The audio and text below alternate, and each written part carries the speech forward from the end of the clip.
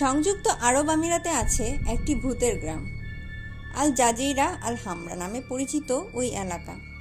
সেখানে সমুদ্র নিকটবর্তী একটি দ্বীপ দীর্ঘ 53 বছরেরও বেশি সময় ধরে প্রায় জনমানব শূন্য ও পরিত্যক্ত অবস্থায় পড়ে আছে। আমিরাতের রাস আল খাইয়াম প্রদেশে অবস্থিত এই দ্বীপটি স্থানীয় লোকজন ভূতের গ্রাম হিসেবেই চেনেন। বাংলায় অনেকে লাল দ্বীপও বলেন। এখানকার বহু বছরের পুরনো ঘরবাড়ি আর ধ্বংসস্তূপগুলোকে মিশে আছে রহস্যময় নানা ঘটনা আর গল্প। বিভিন্ন সূত্রে জানা গেছে 1400 শতাব্দীর গ্রামটি উদ্ভব। 1831 সালে এর পুনর্নির্মাণও হয়। ব্রিটিশ তথ্য অনুযায়ী গ্রামে প্রায় 300 ঘর, 4100-র মতো লোক বাস করত। সেখানে ছিল 13টি মসজিদ। রাস আল খাইয়াম শহরের দক্ষিণে গ্রামটি একসময় বণিকদের পদচারণায় মুখরিত ছিল। 1960 সালে গ্রামটি বেশ সমৃদ্ধশীল ছিল। তখনও অনেক বিলাসী বাড়িঘর ছিল।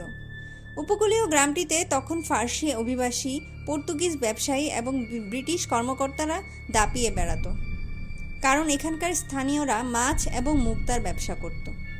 কিন্তু হঠাৎ করেই দৃশ্যপট পাল্টাতে থাকে। একসময় এই গ্রামে জিন ভূতের বসবাসের খবর রটে যায়। বাসিন্দাদের মনে ভয়ভীতি তৈরি হয়।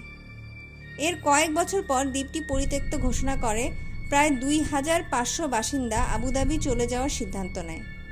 1968 সালের পর হতে হঠাৎ করেই মানব শূন্য হতে থাকে দ্বীপটি।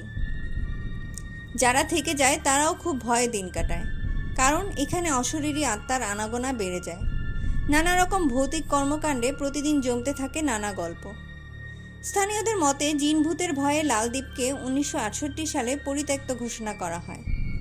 পরে দ্বীপের বাসিন্দারা সবাই আবুধাবি পাড়ি দেন। সেখানেই তারা স্থায়ীভাবে বসবাস শুরু করেন। তবে এখনও এই দ্বীপে কোনো কোনো মালিক নিজের ঘরবাড়ি দেখতে যান। আল জাজিরা আল হামরা প্যারানর্মাল অ্যাক্টিভিটিসের জন্য জনপ্রিয়। প্রায়ই পর্যটক ঘুরতে যান।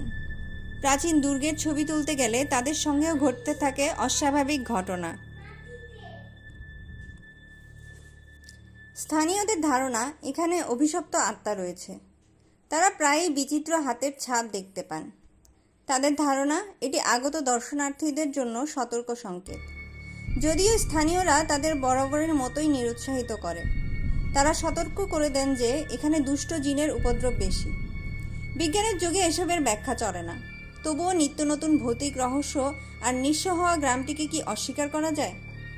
স্থানীয়দের তথ্য মতে আরব আমিরাতের প্রাদেশিক শহর রাস আল খাইয়াম থেকে রহস্যময় এই দ্বীপটির দূরত্ব 25 কিলোমিটার। একসময় এই দ্বীপের বাসিন্দারা নৌকা নিয়ে গভীর সমুদ্র থেকে মুক্তা সংগ্রহ করে জীবনযাপন করত। তবে বর্তমানে এই দ্বীপে যতটুকু চোখ যায় কেবলই ধ্বংসস্তূপ, ভাঙা ভবনের দৃশ্য দেখা যায়। ছড়িয়ে ছিটিয়ে থাকা প্রাচীন ইট পাথরে ভরা জঙ্গলময় এক ভৌতিক পরিবেশও মনে মাঝে আতঙ্ক সৃষ্টি করে। 1 কিলোমিটারেরও কম আয়তনের ভৌতিক গ্রামটিকে বর্তমানে স্থানীয় প্রশাসন তারকাটার প্রাচীর দিয়ে ঘিরে রেখেছে।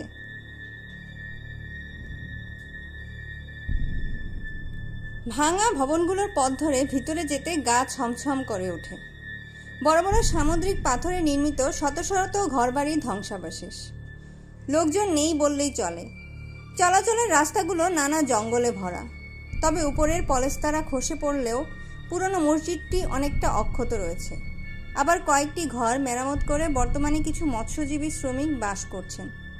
শ্রমিকরা জানান স্থানীয়দের মধ্যে লাল দ্বীপে জিনভূত থাকার প্রচার প্রচারণা রয়েছে।